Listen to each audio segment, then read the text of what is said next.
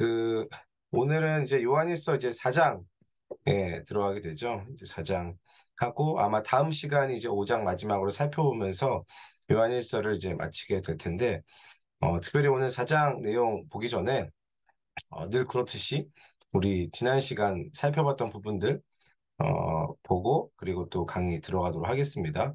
그 지난 시간에 요한일서 3장 10절부터 24절까지 말씀을 살펴봤죠. 그래서 지난주 본문에서도 그렇고 요한이 성도들에게 일관되게 이렇게 강조했던 주제가 있었습니다. 요한이 계속해서 강조했던 주제, 뭐 여러 가지 뭐 하나님을 사랑하는 것도 그렇고 그 형제를 사랑하는 것도 그렇고 그리고 또 우리가 구원을 받은 부분들 그런 부분들을 많이 다뤘었는데 뭐 사귐에 대해서도 그렇고 이 중요한 게 뭘까요? 네, 중요한 것. 네, 바로 지금 나타나고 있는 거. 네, 지금 우리가 어떠한 존재로 나타나느냐. 과연 예수 그리스도를 믿는 성도들은 지금 이 땅에서 어떠한 존재로 나타나는지 네, 거기에 주목해 봐야 된다. 네, 지금 성도로서 내가 하나님 믿는 자로서 어떤 자로 나타나는지를 집중해야 된다라고 요한이 계속 강조하고 있습니다. 그래서 지난 시간에는 아예 이렇게 나타났다라고 했죠. 하나님의 자녀와 마귀의 자녀가 이로써 나타났다. 이렇게 이야기를 했습니다. 그래서 어떤 방식으로 나타났다라고 이야기했습니까? 특별히 이 하나님의 자녀는 이 하나님을 사랑하고 또 하나님과의 바른 관계를 가지고 또한 더불어 또 한 가지는 형제를 사랑함으로 이 땅에서 나타나는 자들이 하나님의 자녀다라고 요한이 이야기했죠. 그 마귀의 자녀는 어떻게 나타납니까? 반대죠. 하나님과의 사귐이 없고 대신에 이 세상과의 사귐이 있는 자 그리고 형제를 미워하는 자로서 이 땅에서 마귀의 자녀로 나타나고 있다라고 그렇게 이야기했습니다. 그래서 실은 근데 그 부분들이 넌 지금 형제를 미워하니까 뭐 마귀의 자녀야 이렇게 말하지 않습니다. 그 요한이 집중하고 있는 것은 계속해서 지금이에요. 지금 현재 어떠한 모습으로 나타나 있는지 너가 말하고 있는 그 신앙의 것들, 입술로 시인하는 것들이 너의 삶 가운데 어떻게 나타나고 있는지를 주의 깊게 계속 봐라 라는 이야기를 했습니다. 그리고 나서 이제 요한이 들었던 구약의 인물이 있었죠. 구약의 이야기가 있었습니다. 어떤 이야기였습니까? 네, 가인의 이야기였죠. 네, 가인을 예로 들면서 이 하나님과의 관계, 그리고 형제와의 관계가 어떠해야 하는지를 이렇게 가인을 보여주면서 이야기를 했습니다. 그래서 이 가인 이야기에서 말해주고자 하는 것이 무엇입니까? 이 가인이 재물을 잘못 드려서 하나님께 재물을 드릴 때는 이제 정말로 네, 엄청난 재물들 하나님께서 원하시는지 물론 맞지만 네, 이 재물이 중요한 것이 아니라 하나님과의 사귐의 관계가 깨어진 것이 그 근본 원인이었습니다. 이 가인이 하나님께 드렸던 그 제사들, 그 제물이 잘못된 것이 아니라 근본적인 것은 하나님과의 사귐의 관계가 가인이 깨어졌다. 그래서 막 분노하는 가인이 나왔죠. 그 분노하는 가인에게 하나님께서는 뭐라고 하셨습니까? 막 바로 그냥 막 심판하셨습니까? 아니었죠. 이 죄를 다스리라 라고 이렇게 말씀하셨습니다. 근데 가인은 어떻게 반응했습니까? 네, 아무런 대꾸가 없었습니다. 이 하나님에 대해서 아무런 대꾸가 없고 대신에 그 동생 아벨을 쳐서 죽임으로 실은 전 이게 가인이 하나님에게 했던 반응이라고 생각하거든요. 네, 동생을 쳐 죽임으로 사망의 열매를 맺었던 것이 가인이었다. 그래서 이 사귐의 단절이 얼마나 처참한 열매를 맺어주고 있는지 그걸로 보여주는 것이 가인의 이야기입니다. 더불어서 하나님과의 사귐의 관계가 막혔을 때에 동시에 이 형제와 형제와의 관계 또한 이렇게 된다, 이렇게 막힌다라는 것을 보여주는 대표적인 예화가 이 가인의 이야기였습니다. 그래서 요한 1서 2장에서도 봤듯이 형제를 미워하는 자는 눈이 먼 자다라고 이야기했잖아요. 진짜로 눈이 먼 자입니다. 하나님이 하나님으로 보이지 않고 또한 하나님께서 함께 하라고 이렇게 불러주신 형제가 원수처럼 보이는 거예요. 그래서 형제를 미워하는 자는 눈이 먼 자와도 같다라는 것이죠. 그리고 실제로 예수님께서 우리 인간에게 그러한 죽임을 당하셨죠. 네, 우리는 막 가인처럼 이 땅에 오신 예수님을 막 죽였지만 예수님께서는 그런 우리를 사랑하셔서 십자가에 달려 돌아가시고 살리기 위해서 돌아가신 네, 그 장면이 마치 가인의 이야기를 오버랩하는 것 같습니다. 그래서 예수 그리스도께서 우리를 위해서 십자가에 달려 돌아가신 것, 우리를 사랑하심으로 십자가에 달려 돌아가시고 우리를 구원하신 것, 이것이 우리가 믿는 진리죠. 네, 그래서 이것을 이제 요한복음에서는 사망에서 생명으로 옮겨졌다라고 이야기했는데, 이 요한일서 지난주에 살펴봤던 이 3장은 조금 더 독특하게 이렇게 표현을 했죠. 형제를 사랑함으로 사망에서 생명으로 옮겨졌다라고 이렇게 이야기했습니다. 이게 비단 뭐 예수님을 믿지 않아도 그냥 형제를 사랑하면 구원을 받고 영생을 얻는다는 말이 아니라고 말씀드렸죠. 이거 뭐 구원의 문제가 아니라 계속 강조했던 것. 지금 우리의 현재 상태를 말하는 거라고 했습니다. 우리가 정말로 예수님을 믿고 구원을 받았다라면은 지금 그 형제 사랑의 자리에 있어야지 마땅하다. 이거는 성도들의 현재의 거주지가 중요한 거예요. 혹여나 형제를 미워하는 그 자리에 있다라면은 당장 거기서 자리를 박차고 나와라. 네가 있어야 할 곳이 아니야. 라고 말해주고 있습니다. 그리고 구체적으로 이 형제를 사랑하는 이 방법을 이렇게 제시했죠. 우리도 예수님처럼 형제를 위해 목숨을 버리는 것이 마땅하다라고 이야기했습니다. 네, 이것이 막 진짜로 막 목숨을 버리고 막 죽으라는 그런 이야기가 아니라 특별히 형제의 궁핍함을 보고 도와줄 마음을 갖지 말고 직접 우리에게 있는 이 생계 수단을 통해서 도와줘라. 그래서 이를 도와주는 이 과정에서 실은 뭐 나의 부족함과 어려움들로 마음이 막 흔들리고 있지만 하나님께서 어떤 분이라고 했습니까? 하나님께서는 그 우리의 작은 마음보다도 더 크신 분이시고 무엇보다 네가 형제를 도와줄 마음이 열려 있다라면은 무엇이든지 구해라. 형제를 위해서 그 형제를 사랑하기 위해서 형제의 필요를 채워주기 위해서 구하는 그 모든 기도 제목들을 하나님이 내가 들어주겠다. 그렇게 이야기를 하는 것이 이 요한이 말하는 형제를 이제 사랑하는 방법이라고 했습니다. 그리고 마지막으로 이런 삶의 지향점을 가지고 사는 것이 결국엔 계명을 지키면서 사는 것이다. 계명을 지키는 것 제가 이야기했죠.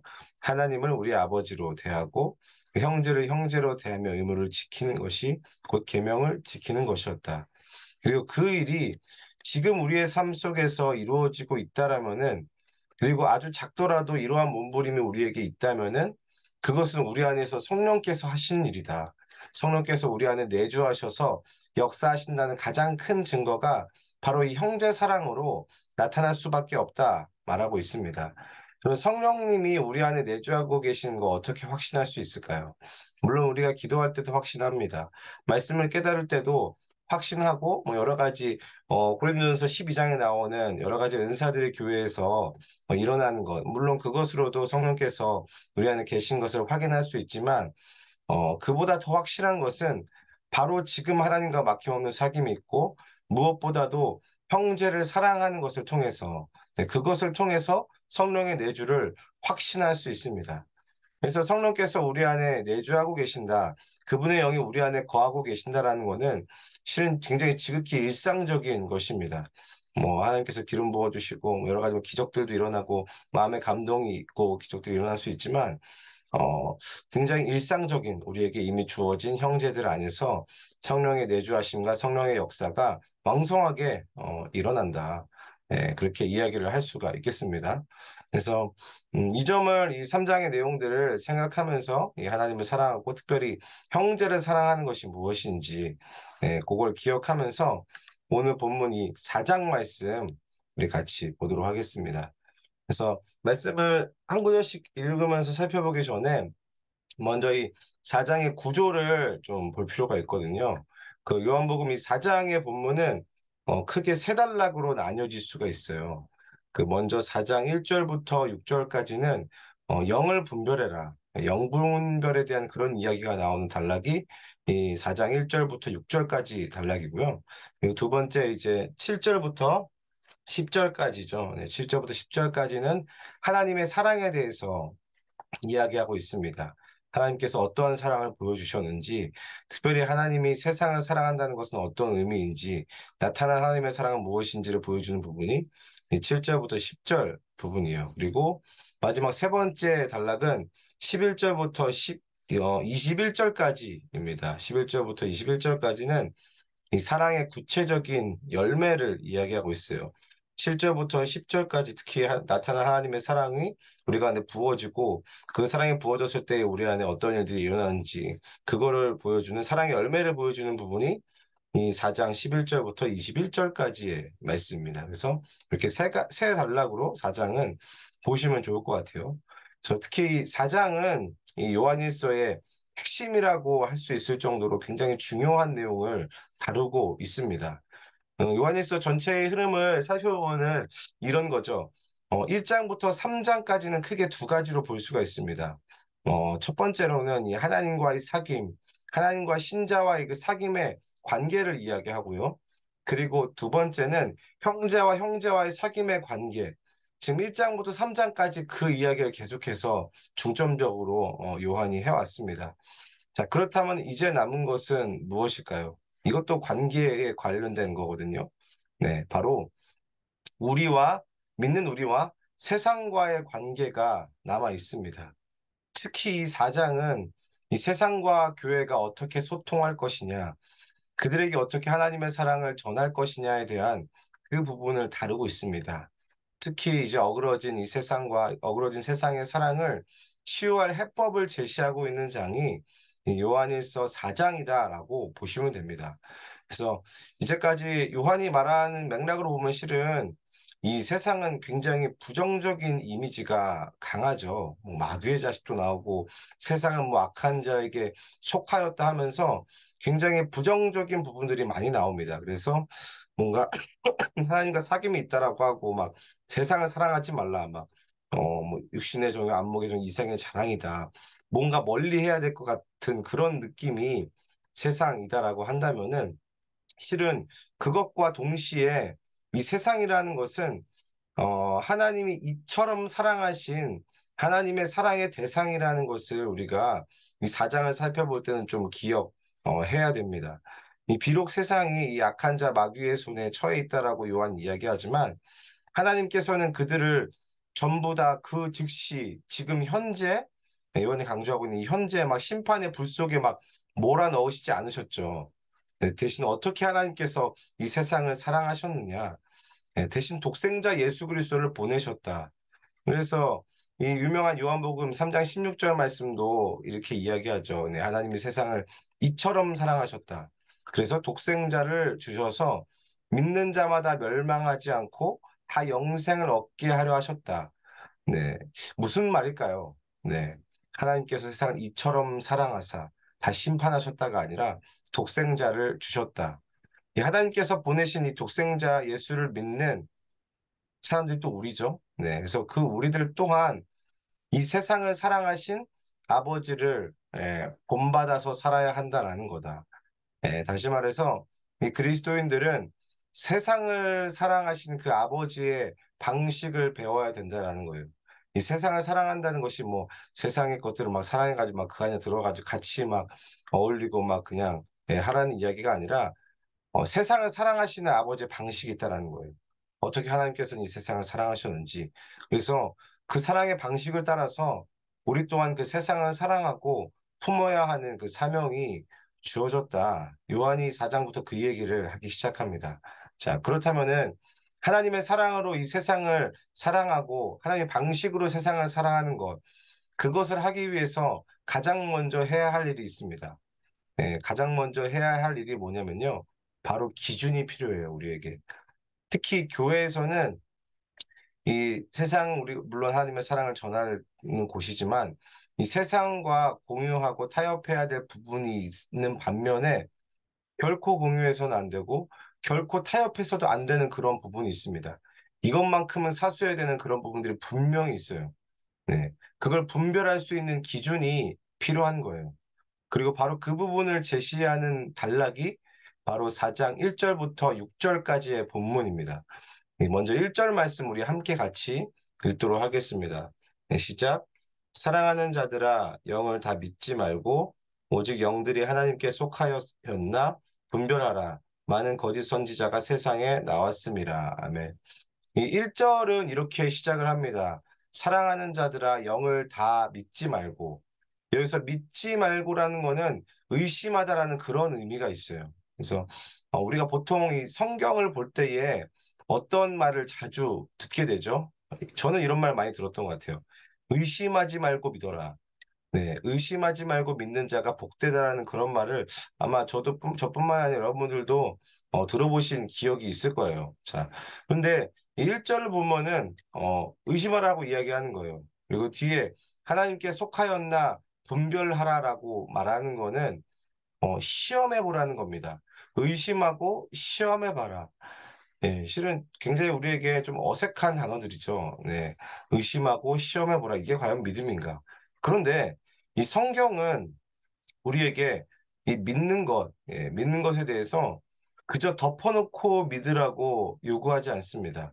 어떻게요? 덮어놓고 믿지 말아라. 네. 오히려 그 어떤 영역에 있어서는 정말로 그것이 맞는 것인지, 정말로 성경적인 가르침인지를 의심하고 시험해 봐서 확인하라고 가르치십니다. 특히 어떤 영역에 있어서는 반드시 그렇게 할 필요가 있다. 끝까지 의심하고 끝까지 분별해야 될 부분들이 분명히 있다라는 거예요. 어떤 영역일까요? 바로 이 영에 대한 부분입니다. 4장 1절이 이야기하고 있는 게 바로 그거예요. 뭐 그렇다고 무슨 뭐 신령한 은사로 영을 분별해라 뭐 이런 이야기를 하는 게 아니라 3절을 보면은 하나님의 영과 적그리스도의 영이 바로 그렇습니다. 바로 이 부분이 하나님의 사랑으로 세상을 품고 하나님의 그 사랑의 방식으로 품기 전에 우리가 가장 먼저 해야 될 부분, 절대 타협해서는 안 되는 부분이 바로 여기에 나옵니다. 2절과 3절도 우리 같이 읽도록 하겠습니다. 시작. 이로써 너희가 하나님의 영을 알지니 곧 예수 그리스도께서 육체로 오신 것을 시인하는 영마다 하나님께 속한 것이요 예수를 시인하지 아니하는 영마다 하나님께 속한 것이 아니니 이것이 곧 적그리스도의 영이니라. 보리라 한 말을 너희가 들었거니와 지금 벌써 세상에 있느니라. 아멘. 자, 2절과 3절을 보면은 구체적으로 이렇게 대조되는 개념이 있죠. 예, 하나님의 영과 적그리스도의 영이다. 이거를 분별해야 된다라고 말하고 있습니다. 이거 어떻게 분별하라고 이야기합니까? 기도 열심히 해가지고 네, 분별해라. 예, 이렇게 이야기하고 있나요? 네, 아니죠. 2절과 3절을 보면은 강조하고 있는 내용이 있습니다. 그게 뭐냐면은 예수 그리스도께서 육체로 오신 것을 시인하는 것. 이 부분만큼은 교회가 절대로 타협해서는 안 되는 부분이다. 네, 예수 그리스도가 육체로 오셨다는 그 사실을 시인한 것, 그것만큼은 너희가 절대로 포기하지 말아라. 라고 말하고 있는 거예요. 자, 근데 이게 왜 중요한지, 예수 그리스도가 육체로 오셨다는 사실을 시인하는 게 왜 중요한지는 실은 벌써 우리가 1장부터 3장까지 살펴보면서 우리가 알아본 바가 있죠. 예수 그리스도의 성육신이죠. 이 성육신을 부인한다는 것은 무엇을 의미한다라고 제가 말씀드렸습니까? 네, 벌써 몇 번 반복한 것 같은데 바로 우리가 받은 이 구원, 이 하나님의 아버지의 그 사랑의 나타남 그 자체를 부인하는 것이다. 네, 하나님이 세상을 사랑하는 것, 그걸로 부인하는 게 예수 그리스도의 성육신을 부인하는 거다. 그래서 이 성육신을 부인한다라는 거는 이 구원 자체를 부인하는 그런 행위나 마찬가지라는 거죠. 이 당시 이 교회 안에 있는 거짓 교사들과 훗날이 영지주의자들이 그 논리가 바로 그거였습니다. 예수님께서 육체로 오신 것을 부인하면서 그리고 우리는 신령한 지식을 알았고 깨닫고 구원받았기 때문에 이 땅에서 정욕대로 마음껏 살아버려도 된다. 구원이랑 아무 상관없다. 요한은 그것이 아주 큰 착각이라고 이야기하죠. 그리고 처음부터 그들은 구원을 받지도 못했다라고 강력하게 비판하면서 이 부분을 강조했습니다. 그리고 또 요한이 이제까지 이 정계와 맥락을 따라서 우리의 삶에 좀 적용을 해보자면은 이 우리들의 신앙 있잖아요. 믿는 것. 네, 정말로 예수 그리스도를 믿는가라는 그 진정성. 이게 진짜 신앙인가라는 거는 바로 지금 이 땅에서의 우리 육체로 나타나는 것이죠. 네. 이걸 반드시 기억해야 됩니다. 예수님을 믿고 구원받은 이 성도들은 그냥 단순히 천국 티켓을 따놓은 것이 아니라 아직 완전히 이루어지지 않은 하나님 나라의 그 질서와 이 하늘의 것들을 어디에서? 이 땅에서 육체로 나타내야 될 그러한 자들이 바로 우리다. 예, 그렇게 이 신앙은 반드시 지금 이 땅에서의 육체로 나타나질 수밖에 없는 것이죠. 바로 이것이 예수님께서 육체로 오신 것을 시인하는 영이 있는 자다. 뭐 그저 말로만 예수님이 육체로 오셨음을 믿습니다. 뭐 이런 게 아니라는 거죠. 네. 그건 실은 마귀가 가장 좋아하는 거죠. 뭐 실은 마귀가 뭐 교회가 세워지고 뭐 목회자가 많이 이렇게 막 있고 목사가 많이 생기고 이런 거를 두려워하지 않아요. 그런 거 그냥 허용합니다. 예, 근데 마귀의 전략은 이 예수 그리스도께서 육체로 이 땅에 보낸 것을 부정하는 거예요. 너네 마음대로 말도 해. 근데 삶은 그냥 따로 그냥 살 거지. 이런 겁니다. 이거를 우리가 강력하게 끊어야 돼요. 지금 이 땅에서 살아야 됩니다. 이 땅에서 예수 그리스도의 말씀을 붙잡고 살고 이 땅에서 예수님이 우리의 삶의 주인이다라는 것을 우리의 삶에서 계속해서 드러내야 된다라는 거죠. 네, 말로만 예수님이 육체로 우리 가운데 오셨음을 믿습니다 말고 진짜 삶으로 어떻게 오셨는지 그것을 계속해서 나타내는 삶이 바로 성도들의 삶이다. 그래서 실은 이 마귀를 짓밟는 하나님의 전략 자체가 진짜 그 아들을 보내버린 거잖아요. 네, 우리가 하나님 보이지 않지만 진짜 육신으로 예수 그리스도를 보내셔서 그렇게 해서 마귀의 권세를 짓밟으셨습니다. 그래서 이것이 하나님의 이 마귀를 이기는 이 최대 전략이다. 네, 그래서 뒤에도 보면은 세상을 이기신 분이 너희 안에 있다라고 이야기를 합니다. 네, 그래서 이기는 신앙생활을 지금 이 땅에서 지금 해야 된다라는 말씀이죠. 네, 이어서 우리 5절과 6절 말씀 우리 같이 읽도록 하겠습니다. 읽겠습니다. 시작. 그들은 세상에 속한 고로 세상에 속한 말을 하매 세상이 그들의 말을 듣느니라. 우리는 하나님께 속하였으니 하나님을 아는 자는 우리의 말을 듣고 하나님께 속하지 아니한 자는 우리의 말을 듣지 아니하나니 진리의 영과 미혹의 영을 이로써 아느니라. 아멘. 이 5절과 6절을 보면 여러분들 어떠한 인상을 받으십니까? 어, 제가 아까 초반에 이런 말씀을 드렸죠.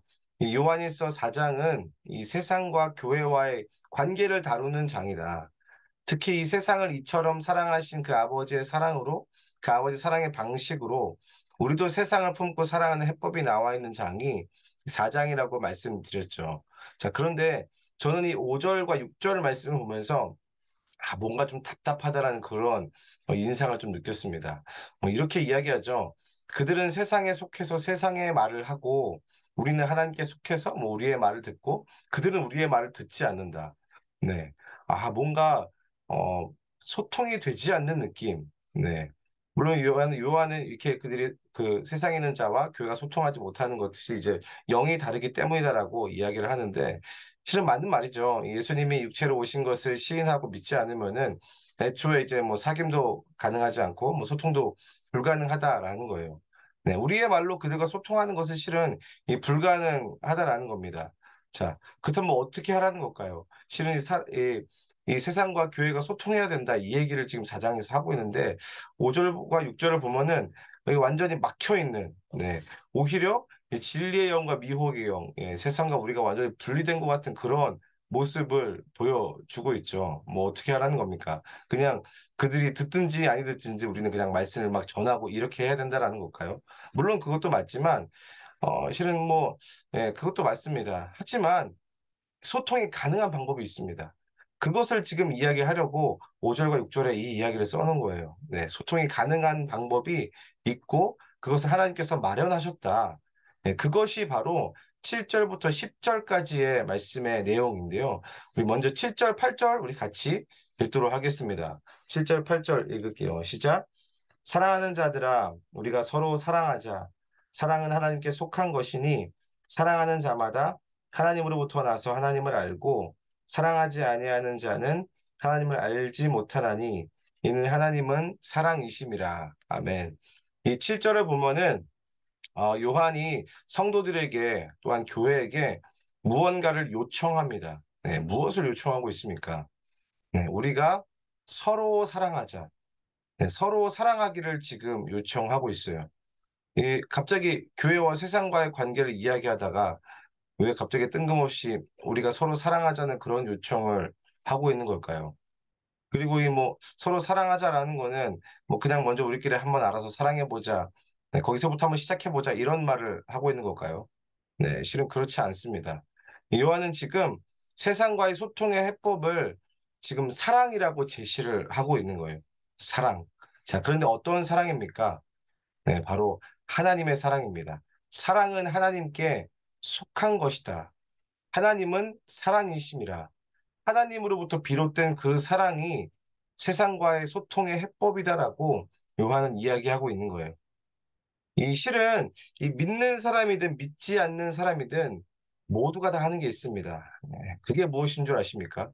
네, 사랑이죠. 네. 뭐 사람을 사랑하든 뭐 물건을 사랑하든 뭐 어떤 사람들과의 모임을 사랑하든 실은 이 세상에 사랑하지 않는 사람 뭐 심지어 자기 자신 난 아무도 사랑하지 않아 하는 사람들도 실은 자기 자신을 사랑하고 있는 거예요. 네. 전부가 다 사랑을 하고 있습니다. 요한은 바로 이 모든 사람들이 사랑할 수 있는 것, 지금 모든 사람들이 사랑하고 사는 것이 사랑의 근원이신 하나님께서 그렇게 창조하셨다라고 이야기하고 있는 거예요. 좀 더 생각해 보면은 이 사랑 그 자체이신 하나님의 형상을 따라 창조된 인간이기 때문에 모든 인간은 어쩔 수 없이 사랑하게 되어 있다라는 말입니다. 네, 자, 근데 그렇다고 해서 인간이 하는 모든 종류의 사랑이 전부 다 하나님의 사랑이라고 그렇게 이야기할 수는 없죠. 이 대신에 그렇게 모든 사람이 사랑이라는 그 주제 가운데 다 깊이 있게 연결되어 있고 들어와 있다라는 겁니다. 자, 그렇다면 이 불통의 세상과 이 교회가 소통할 수 있는 유일한 길, 그것은 바로 하나님의 사랑이다. 요한이 말하고자 하는 게 이거예요. 그래서 요한은 이 9절부터 10절을 통해서 하나님께서 세상을 사랑하는 방식, 이 사랑의 길을 성도들에게 이제 아주 구체적으로 이야기를 하고 있거든요. 이 9절과 10절 말씀을 제가 읽어드리도록 하겠습니다. 네, 제가 읽을게요. 하나님의 사랑이 우리에게 이렇게 나타난 바 되었으니 하나님이 자기의 독생자를 세상에 보내심은 그로 말미암아 우리를 살리려 하심이라.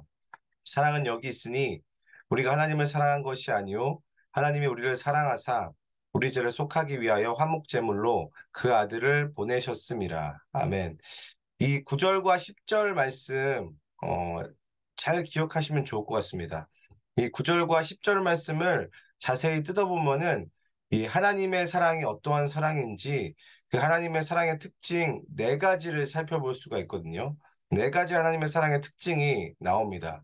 그리고 이 9절부터 10절까지의 이 하나님의 사랑의 특징이 이 11절부터 21절까지의 그 이야기들, 특별히 성도들의 삶에 어떻게 이 구체적으로 하나님의 사랑이 나타나는지 그 사랑의 열매들이 나오거든요. 그래서 이 9절과 10절에 나와 있는 하나님의 사랑의 특징을 우리가 좀 살펴보도록 하겠습니다. 그래서 먼저 9절을 보면은요, 이렇게 이야기하죠. 네, 하나님의 사랑이 우리에게 이렇게 나타났다. 이 요한일서에서는 나타났다라고 하면은 여기 뭐가 있구나. 여기를 캐면은 이 부분이 나오겠구나라는 그런 생각을 해야 됩니다. 네. 첫 번째 하나님의 사랑의 특징이 뭐냐면요. 나타난 사랑입니다. 나타났습니다. 어떻게 나타났습니까? 네. 십자가에 달려 죽으심으로 하나님의 사랑이 나타나게 된 거죠. 독생자가 실제로 나타난 겁니다. 그리고 그 독생자가 십자가에 달려 실제로 죽으심으로 하나님의 사랑이 나타난 것이죠. 실은 이 말씀이 이런 말씀이 너무 당연한 말씀이죠. 예수님께서 실은 뭐 우리를 위해 십자가에 돌아가신 게 너무 당연한 말씀이지만 우리 삶에 적용해 보면은 이 말씀은 우리에게 이렇게 질문을 하고 있다고 생각합니다. 우리도 하나님의 사랑을 받은 하나님의 자녀인데 지금 우리의 삶 가운데서는 어떻게 사랑이 나타나지고 있는가? 내 삶 가운데는 어떻게 하나님의 사랑이 나타내지고 있는가? 내가 지금 사랑을 한다라고 하는 것은 하나님의 사랑과 얼마나 연관이 있는가? 이런 질문을 해볼 수가 있는 거예요. 첫 번째 하나님의 사랑의 특징은 나타난 사랑입니다. 실제로 나타난 사랑. 네, 두 번째 하나님의 사랑의 특징은요, 이렇게 이야기하죠. 하나님이 자기의 독생자를 세상에 보내심은, 네, 두 번째 하나님 사랑의 특징은 보내신 사랑입니다. 특히 이 보내셨다라는 이 동사가 9절과 10절에 두 번이나 이야기가 나오거든요. 이 보내셨다라는 이 원어가 이런 뜻을 가지고 있습니다. 사명과 임무를 주어서 보냈다. 네, 그런 뜻이에요. 예, 그렇다는 거는 보낸 사람이 그곳이 어떤 상황인지도 알고 거기 가서 무엇을 해야 하는지도 그리고 어떠한 일이 어떤 결과가 발생할지도 이미 어느 정도 좀 아는 그런 상태를 의미하는 거예요. 쉽게 말해서 알고도 보내신 것입니다. 그렇다면 하나님의 입장에서는 무엇을 알고 보내셨을까요? 네. 아들 예수를 보내도 이 세상이 그 아들 예수 그리스도를 그리 환영하지 않을 것을, 오히려 영접하지 않고 대적할 것을 알았다라는 거죠. 그리고 죄를 뒤집어 씌워서 결국엔 죽일 것도 알았습니다. 근데 그것을 알고도 하나님께서는 어떻게 하신 거죠? 보내셨다. 이게 하나님 아버지의 사랑 중 하나인 보내신 사랑입니다. 네, 그 모든 상황과 과정과 결과까지도 하나님께서는 전부 알고도 그렇게 보내신 거죠. 네, 예수님이 그러셨고, 또한 하나님께서 구약에 보냈던 많은 선지자들도 다 그렇게 하나님께서 보내셨습니다. 이 아들이 그렇게 될 것을 알고도 보내신 것. 그것이 하나님의 사랑입니다. 그래서 이 부분도 우리의 삶에 좀 적용해 보면은, 지금 우리도 좀 그런 겁니다. 이 지금 있는 우리 이곳의 상황을 하나님께서는 지금 나보다도 더 잘 알고 계신 거예요. 이런 기도가 나올 때가 있지 않습니까? 주님, 도대체 이곳에 저를 보내신 이유가 무엇입니까? 도저히 하나님께서 이곳에 보낸 이유를 알 수 없을 때가 있다는 거죠. 자, 그런데 이 말씀을 적용해 보면 이런 겁니다.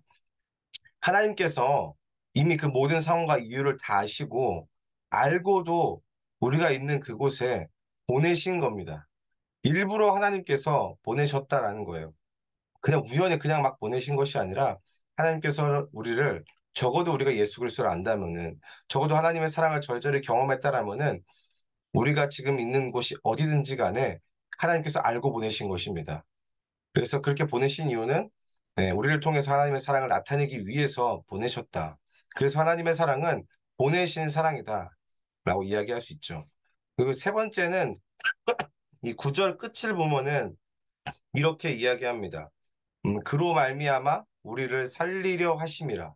세 번째 사랑 무엇입니까? 살리는 사랑입니다. 살리는 사랑. 이 하나님의 사랑은 무엇보다도 살리는 사랑이죠. 우리가 이제 예수님 믿고 구원받고 살아났으니까요. 자, 근데 이 또한 세상의 개념으로 좀 살펴보면은 실은 이 세상에서 이 생존의 문제만큼 중요한 문제는 없는 것 같아요. 제가 요새 느끼는 거는 요즘 중1 때부터 우리 아이들이 집중하는 거는 꿈이 아니라 이 먹고 사는 것에 대해서 아주 진지하게 이야기하고 고민하고 심지어는 아주 처음부터 절망하는 그런 시대가 돼버리는 거죠. 네. 생존이 그만큼 중요하다라는 이야기인데 근데 여러분은 이 생존의 방향은 궁극적으로 어디를 향해 있고 어디에 집중해 있을까요? 네. 이 세상의 생존은 그 방향이 오직 나를 향해 있다는 데 있습니다. 내가 생존하기 위해서 무엇이든 해야 되고 내가 생존하기 위해서 남도 짓밟아야 하는 곳이 바로 세상인 거죠. 그런데 하나님의 사랑의 그 방향은 어디를 향해 있습니까? 네. 우리를 살리려 하심이라. 네. 우리에게 그 사랑의 방향이 있다. 네, 하나님의 사랑은 반드시 우리를 살려내는, 그리고 반드시 상대방을 살려내는 사랑이다. 자, 그렇다면은 그 하나님의 사랑을 받은 우리의 사랑의 방향 또한 어떠해야 되냐? 네, 바로 상대방, 형제를 향해서 있어야 된다. 그래서 이런 질문을 할 수 있겠습니다. 과연 지금 우리의 사랑은 사람을 살려내는 사랑일까? 과연 내 사랑의 방향은 어디를 향해 있는가? 네, 실은 반드시 그렇지 않기 때문에 이게 힘든 겁니다. 자, 그런데 지난주에 살펴본 이 요한일서 이 3장의 말씀처럼 그렇게 사랑할 마음만 닫지 않고 열어놓는다면은 이 우리의 마음보다 크신 그 하나님께서 그리고 우리 안에 내주하고 계신 그 성령께서 그 사람을 살려내는 일을 그 사랑의 일들을 행하신다는 거 그것을 믿음으로 사랑해야 된다라는 말이죠. 네, 우리 마지막으로 이 하나님의 사랑에 대해서 10절에서는 이렇게 이야기하고 있습니다. 우리가 하나님을 사랑한 것이 아니요 하나님이 우리를 사랑하사. 네, 무엇입니까? 네, 먼저 하는 사랑입니다. 먼저 하는. 여러분, 이 사랑에 있어서 이 순서가 굉장히 중요합니다. 이 요한이 말하는 이 하나님의 사랑이라는 거는 늘 하나님이 먼저 우리를 사랑하신 거예요. 그래서 뒤에 19절에도 보면 아예 이렇게 이야기하죠. 우리가 사랑함은 그가 먼저 우리를 사랑하셨습니다. 네. 이제 이 11절부터는 형제 사랑에 대해서 한 번 더 강조하게 되는데요. 이 형제 사랑이든 세상을 사랑하는 일이든 세상을 하나의 방식으로 사랑하는 일이든 그 출발점은 바로 이 10절에서부터 출발해야 됩니다. 이 10절 말씀이 우리가 이 땅에서 육체로 나타내야 할 이 하나님의 사랑의 출발점이에요. 여기가 출발점입니다. 동시에 우리가 사랑을 하다가 뭔가 이거 길을 잃었다. 아, 뭔가 좀 갈급하다. 뭔가 이게 아닌 것 같다. 라고 생각이 될 때에 다시 돌아와야 할 곳도 바로 이 10절 말씀입니다. 이 결코 우리가 하나님을 사랑한 것이 아니라 하나님이 우리를 먼저 사랑하셨습니다. 이를 반대로 생각해 보면은 하나님께서 우리를 먼저 사랑하지 않으셨으면은 우리는 진짜 사랑이 무엇인지조차도 알지 못하고 그저 그냥 나만 사랑하고 나에게만 집중하다가 죽을 수밖에 없는 존재라는 거를 그거를 기억해야 된다라는 거죠. 그래서 이 10절 말씀이 사랑을 실천하는 데 있어서 이게 굉장히 반석과도 같은 그런 말씀입니다. 이게 뭐 교회 안에서든지 세상에서든지 사랑을 실천하다 보면은 사랑하다 보면 이게 낙심하기가 쉬운 거죠. 오히려 뭐 상처를 받게 되고 또한 여기까지인가 보다 막 싶을 때가 더 많다라는 겁니다. 한 영혼을 품을 때도 그러는 거죠. 네.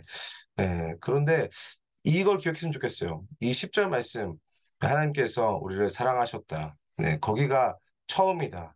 네. 거기가 이제 우리의 어떤 근원이다. 그 사랑의 근원도, 이 사랑의 방향도 전부 다 하나님으로부터 말미암은 것. 거기서부터 시작해야 된다. 거기가 출발지다라는 것을 기억하시기를 바랍니다. 그래서 이 하나님께서 보내신 곳에서 하나님의 사랑을 나타내며 그러다가 공고해질 때에 항상 우리가 취해야 될 진리는 하나님이 우리를 사랑하셨다. 먼저 사랑하셨다라는 것을 기억해야 됩니다. 그래서 이 10절 초반에 보면은 요한이 아예 친절하게 처음에 이렇게 이야기하죠. 사랑은 여기 있으니 위치를 말해주고 있는 거예요. 바로 여기야. 바로 이곳이 출발점이자 늘 기억하고 다시금 돌아와야 할 곳, 사랑의 근원지가 바로 여기다라고 짚어주는 거예요. 네. 자, 그렇다면 이 사랑의 근원지로 돌아오는 일은 구체적으로 어떻게 하는 것까? 네.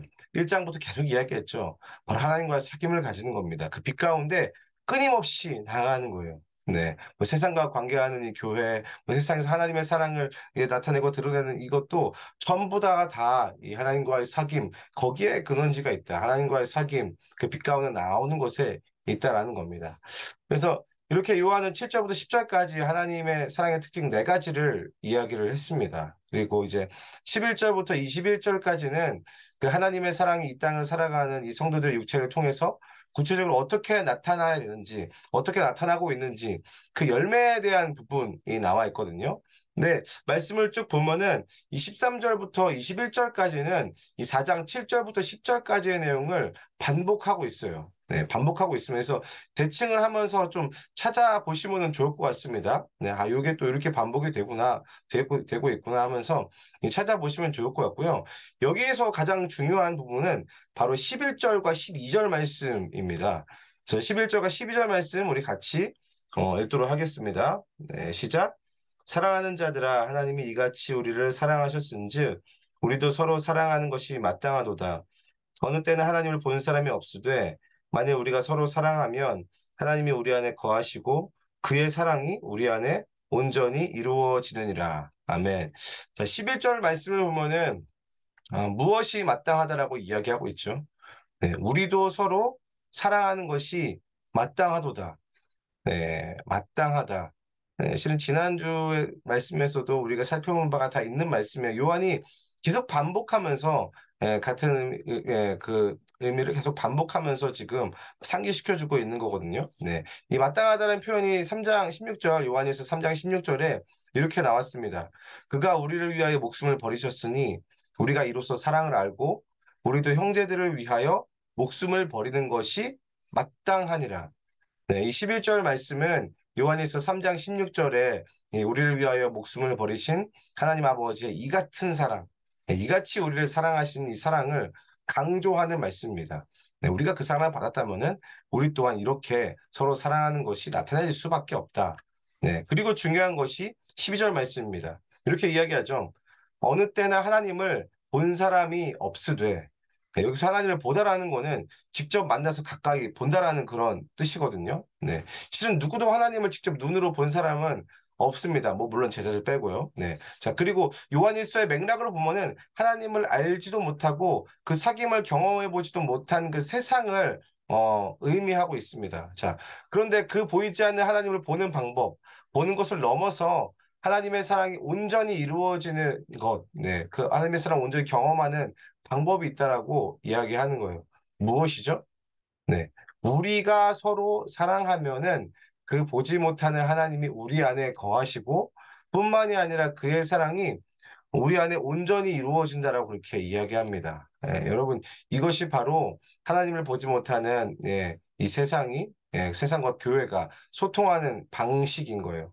뭐 무언가 성경을 가르치고 뭐 기독교의 진리를 가르치는 것, 뭐 전도를 열심히 하는 것 뭐 중요하지만 요한이 말하고자 하는 거는 이 하나님의 사랑 가르치고 전하는 가장 효과적인 방법은 바로 우리가 서로 사랑하는 것이다. 네, 어떻게요? 아까 7절에서부터 10절에서 살펴봤던 이 네 가지 하나님의 사랑의 특징을 먼저는 우리 서로에게 행함으로 볼 수 있습니다. 네, 이 세상에는 전혀 없는 사랑의 방식, 이 하나님의 사랑의 방식을 우리가 서로 우리 교회 안에서, 우리 성도들 안에서 이것들을 실천함으로 알 수 있다. 그렇게 할 때에 하나님의 사랑은 온전히 이루어진다라고 이야기합니다. 이 온전히 이루어진다라는 것은 이 하나님의 사랑이 완전하지 않다는 그런 의미가 아닙니다. 이 온전히 이루어진다라는 것은 이 어떤 성취의 과정을 거쳐서 성취되는 것, 네, 그리고 목적지에 다다르다라는 그런 뜻을 가지고 있거든요. 무슨 말이냐면은 진짜 사랑이 무엇인지 그리고 사랑의 이 진짜 목적지가 무엇인지 그 목적지를 보여준다. 어떻게 할 때요? 우리가 서로 사랑할 때에 특히 이제껏 이 세상은 어그러진 사랑이죠. 그 어그러진 사랑에서 지쳐 있었던 그 사람들이 우리 교회 안에서 이루어지는 그 형제의 사랑, 하나님의 사랑을 봄으로 아 진짜 사랑이 여기 있었구나. 사랑은 여기 있으니 기억하시죠? 네, 아, 진짜 사랑이 이거구나. 올바른 사랑의 목적지와 방향을 가지고 주님 앞에 나온다. 네, 그 이야기를 하고 있는 겁니다. 이게 요한이 말하는, 죄송해요. 이것이 요한이 말하고 있는 사랑의 전도법이라고 확신합니다. 이 사랑이 온전히 이루어지는 그 과정을 통해서 하나님을 알게 되는 거죠. 그 하나님을 알게 되고 또한 주님 안에 들어오게 됩니다. 그래서 이 사랑이 온전히 이루어지는 과정을 통해서 하나님이 또한 우리 안에 내주하고 계신다는 것도 깨닫게 되고 또한 이 과정을 통해서 심판날의 두려움을 이길 수 있습니다. 구원과 관계된 말이죠. 그 무엇보다도 이 보이지 않는 하나님을 지속적으로 사랑할 수 있습니다. 우리가 서로 사랑할 때 그런 일들이 벌어집니다. 실은 뭐 우리끼리 서로 사랑하는 게 뭐 어렵나라고 이야기하지만 우리의 삶을 돌아보면 좋을 것 같아요. 정말로 내가 품고 있는 한 형제가 누구인지 나는 정말로 그 하나님의 그 네 가지 사랑, 우리 형제를 사랑할 때에 또한 이 교회 안에서 나타내지고 있는지 지금 이 사랑이 나타내지고 있는지를 좀 돌아보면서 더 깊이 하나님의 사랑을 묵상하고 형제 사랑을 실천하는 이 성도님들이 되시기를 간절히 소망합니다. 네, 여기까지가 이제 4장의 내용이고요. 기도하고 마치도록 하겠습니다. 기도하겠습니다. 하나님 아버지, 우리 가운데 하나님의 사랑을 가르쳐 주셔서 감사합니다. 하나님, 지금 우리가 그 하나님의 사랑을 경험하기를 소망합니다. 우리를 위해 보내신 그 예수 그리스도를 더욱더 우리가 붙잡고 또한 그 주님의 사랑을 더욱더 깊이 묵상하며 특별히 하나님 아버지 우리 가운데 주신 이 형제들 야가페 교회의 모든 성도들을 하나님 아버지 서로서로를 더 사랑하도록 하나님의 그 사랑의 깊이를 알도록 주여 인도하여 주시옵소서. 하나님 우리가 하나님을 사랑한 것이 아니라 하나님께서 먼저 우리를 사랑해 주셨기 때문에 우리가 이 자리까지 와 있습니다. 하나님 늘 우리를 먼저 사랑하신 그 하나님의 사랑을 의지하고 매달리게 하여 주시옵소서. 우리 안에 공고한 날들이 있다라면은 또한 사랑에 메말라 있다라면은 또한 우리의 사랑이 잘못된 방향으로 가고 있다라면은 우리 안에 계신 성령께서 우리 가운데 오셔서 하나님 아버지 말씀하여 주시고 그 사랑의 방향을 돌려주시고 다시금 그 먼저 사랑하신 그 하나님의 사랑을 기억하고 또 형제를 사랑하는 길에 다시금 출발할 수 있도록 주여 역사하여 주시옵소서. 특별히 구하는 것은 하나님 아버지 우리 아가페 교회 성도님들의 이 서로 사랑으로 인하여서 예수 그리스도를 알지 못하는 자들, 하나님 다른 왜곡된 사랑에 지쳐 있는 자들이 주님 앞에 나오기를 간절히 소망합니다. 하나님 아버지 이 일을 주님께서 이루어 주시옵소서. 우리 가운데 능력이 없습니다. 하지만 주님께서 능력이 있으시고 무엇보다 우리를 지금도 사랑하고 계시고 지금도 함께하고 계신 하나님을 믿습니다. 하나님 아버지 우리 교회 가운데 주님의 사랑을 온전히 이루어 주시옵소서. 주님 앞에 우리의 마음과 우리의 삶을 맡깁니다. 감사드립니다. 예수님의 이름으로 기도합니다. 아멘.